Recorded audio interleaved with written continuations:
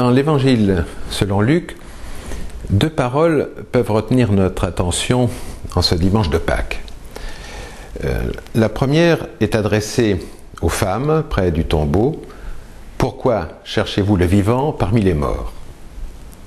Et l'autre parole est la conclusion de la rencontre que les disciples qui sont sur le chemin d'Emmaüs ont eue avec le Seigneur. Notre cœur ne brûlait-il pas au-dedans de nous quand il nous expliquait les Écritures? Et ces deux paroles disent finalement ce qu'est aussi aujourd'hui notre expérience. Nous cherchons le Christ, nous pouvons le trouver dans sa parole, et comme les disciples à Emmaüs, dans le pain rompu. Et en ce dimanche de Pâques, qui est commun à toutes les églises chrétiennes, l'expérience du Christ vivant est certainement très forte.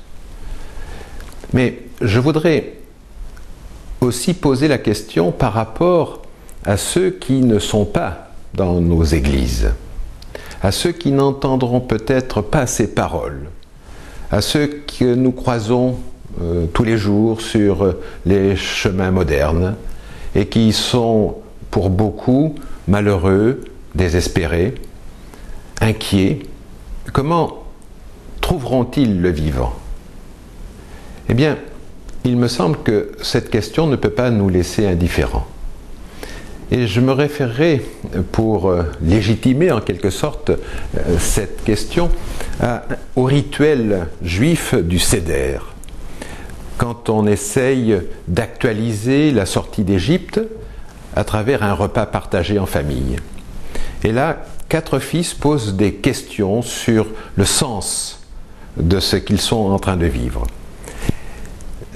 Il y a un fils sage, un fils méchant, un fils simple, et puis celui qui ne s'est pas posé les questions. Et on pourrait envisager un 5e fils qui n'est pas là.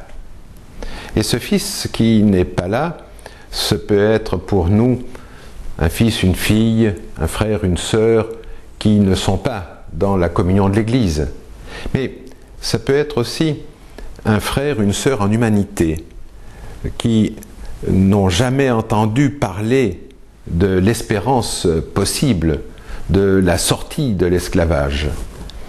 Et au moment où nous célébrons ensemble Pâques, je vous invite à être attentifs aux besoins de beaucoup de ceux qui nous entourent.